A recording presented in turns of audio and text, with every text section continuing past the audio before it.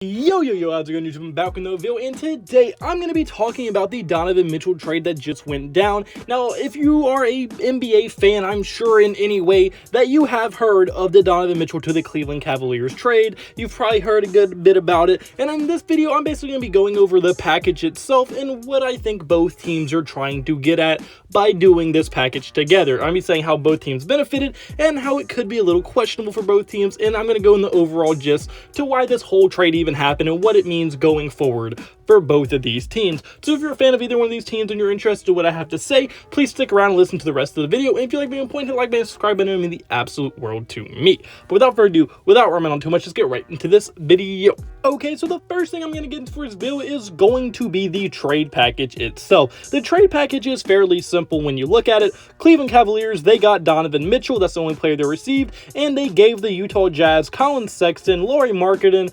Ochai Agbaji. I'm so sorry, I'm not going to be able to pronounce that name, but it's the rookie that the Cleveland Cavaliers selected this year. And then they also got 3 unprotected future first-round picks and 3 future pick swaps as well. So they basically have control of Cleveland's next 6 years when it comes to picks. And I'm not 100% sure if those 3 first-rounders are completely unprotected, but I think they're very, very lightly protected if they are at all. And it really shouldn't come in to really matter because Cleveland should be pretty good going into the next few seasons. So most of those picks, the protections wouldn't matter anyway.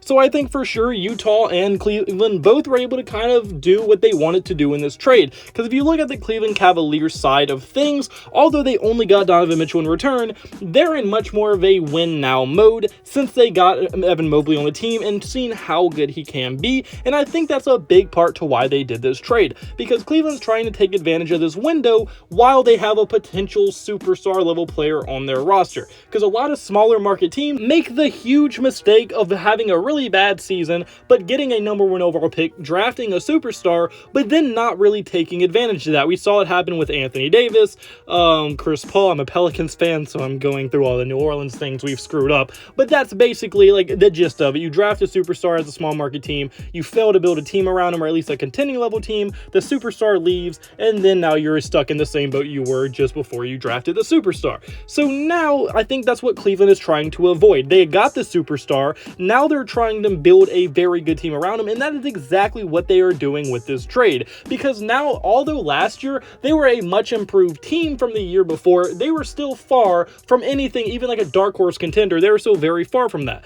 But now by adding Donovan Mitchell, you form one of the best backcourts and front courts in the entire NBA and combine them together. As we saw last year, that front court of Evan Mobley and Jarrett Allen worked very, very good together, and they did cause a lot of problems for opposing teams' defenses, which is why they were able to improve their record so much from just 2 years ago to 1 year with Evan Mobley and Jarrett Allen, as Allen's athleticism and rim protecting abilities and just all-around skill set really helped mesh well with Evan Mobley's all-around skill set of being able to dribble the ball, shoot from the range, and pretty much do a lot of things normal bigs can't do, and they just worked off of each other very, very well.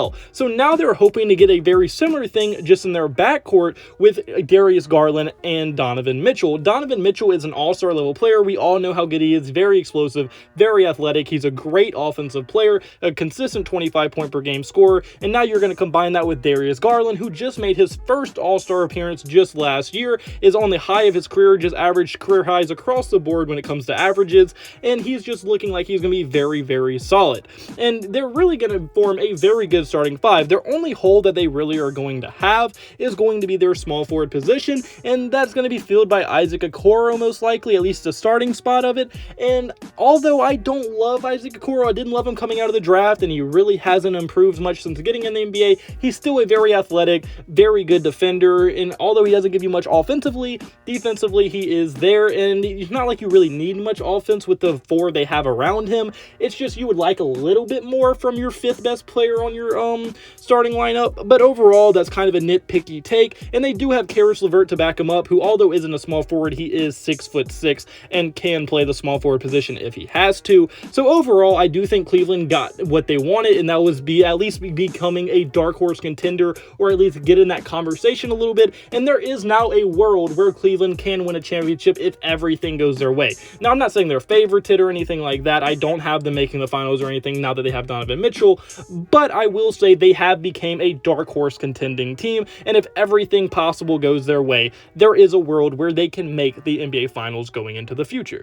Now, as far as this trade from the Utah Jazz perspective, it's fairly obvious what Utah was doing. They're a rebuilding team. They traded Rudy Gobert just a few months ago, and they're trying to get rid of Donovan Mitchell for a while now. For a while, a lot of people thought he was going to go to the Knicks, but that kind of fell through because I think they didn't want to add Quentin Grimes because it's the Knicks. But because that deal ended up falling through, that's why they ended up making a deal with Cleveland. And it is very obvious what they're trying to do here. They're just trying to get more assets, young players, draft capital, just as much as they can get, and just keep piling it on so they can make their future as bright as possible. And I think they did a pretty good job at that, because if you look at it, they get 3 first-round picks, and there is a world where Jared Allen gets hurt because he had injury problems last year. Evan Mobley was injured a little bit his rookie year. And then if Donovan Mitchell and Garland can't combine very well, and I'm not saying this is going to happen, then those picks could be very valuable. In any case scenario, when you're a rebuilding team as well, if you can get pretty much 6 first-round picks, you're going to take advantage of that. Because although they didn't actually get 6, they are going to be able to swap best with the Cleveland Cavaliers,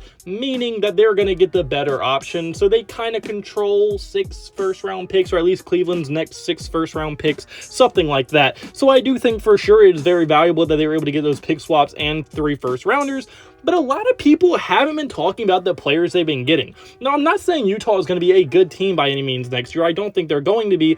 But they do have a very interesting and kind of fun group of players currently on their roster. Now, I know like Bogdanovich is probably going to get traded, along with maybe a few other pieces as well, are probably going to get traded a little bit further down the line for more draft capital or young players. But if you really look at the young players they currently have, they got Colin Sexton, who although isn't a great defender and he's not the most efficient, is still a very young player who can score at a very high level, and there's not a lot of young guys who can just go out and get a bucket whenever they want to, and Colin Sexton is one of those guys. And now that he is probably going to be the best scorer on this roster, this is probably the best chance for Sexton to thrive he's had in his entire career. And I think for sure Colin Sexton is probably going to look very, very good with Utah. Although they're probably going to be a very bad team record-wise, I think Sexton will probably have a career year, assuming he's able to stay healthy and bounce back from last year's season-ending injury.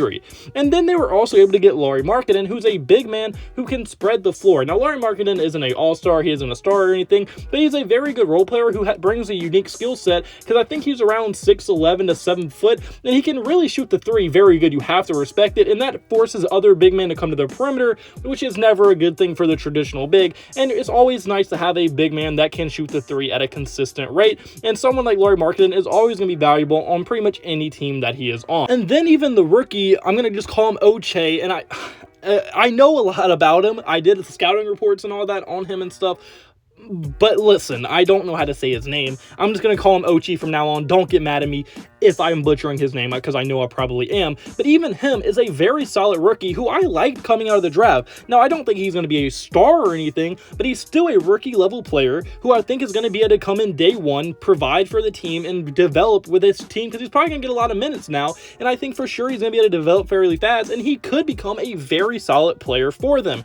And then you still combine with the other young guys and other picks they got for Rudy Gobert, and they're kind of just adding it all on top of each other, and their future is, although not the brightest in the league or anything like that, it's still very bright, and they can definitely work with it. And then with all the young guys on their roster, they legitimately could have a very fun team going forward, and I could see a world where they're not completely awful. Now, I don't think they're going to be a play-in team or a playoff team, but they could be a very, very solid team, and at their best, if they're at their best, they could maybe fight for the last play-in spot. You never know, because that's not saying that much. It's what, the 12th seed? Like, that's, or no, it's the 10th seed, and that's really not that hard to get to. So I think for sure they will be able to at least compete for that. So really overall, if you look at this whole trade as pretty much the whole thing from a broader perspective, both teams were able to get exactly what they wanted. Utah got future draft capital among young guys to start building their future off of and trying to start getting back to where they once were at a contending level. And then the Cleveland Cavaliers